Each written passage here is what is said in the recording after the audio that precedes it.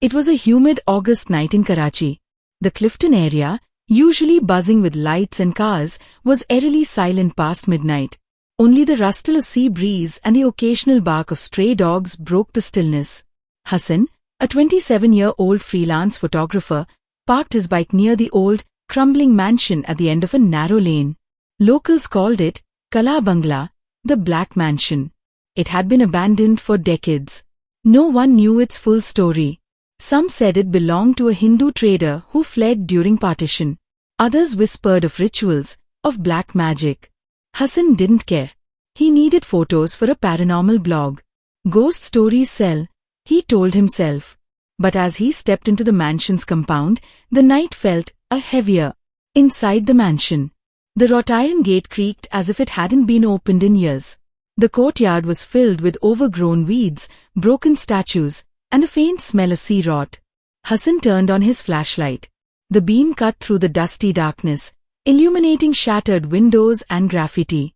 On one wall, someone had spray-painted, "Jo andar gaya, wapas nahi aaya.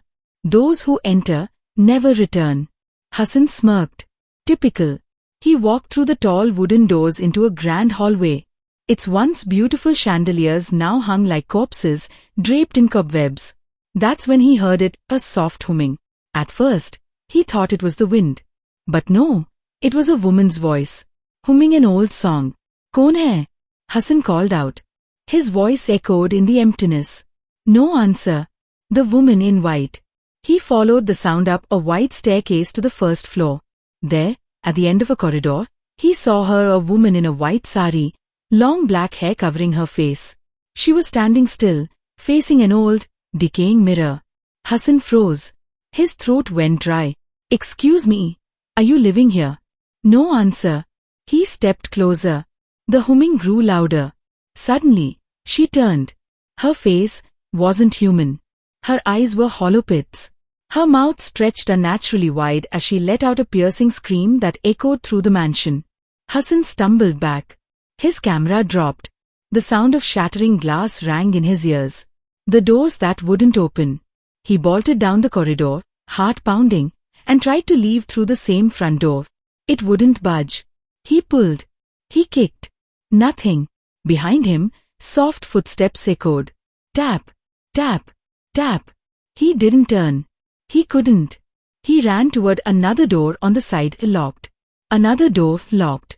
It felt as if the house itself didn't want him to leave. The whispering rooms.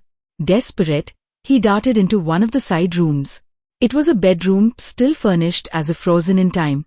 A dressing table with dusty cosmetics, a bed with torn sheets, and a cracked portrait of a young woman. As soon as he stepped inside, whispers filled the room. Multiple voices, overlapping. Men, women, children.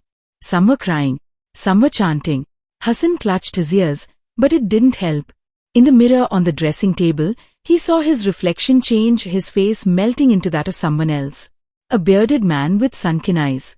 The image reached out, trying to grab him through the mirror. He screamed and ran out. The basement. His only chance was the basement. Maybe it had a back exit. The basement door was partly open. He descended into complete darkness, the stench of decay overwhelming. As he switched on his flashlight, his heart sunk. The basement was filled with rusted chains, broken idols, burnt candles, and chalk markings on the floor, black magic symbols. In the center was a large, rotting trunk. The humming returned. Louder. Closer. The trunk lid slowly opened by itself. Inside was a severed doll's head. And beneath it a human skull. The final moment.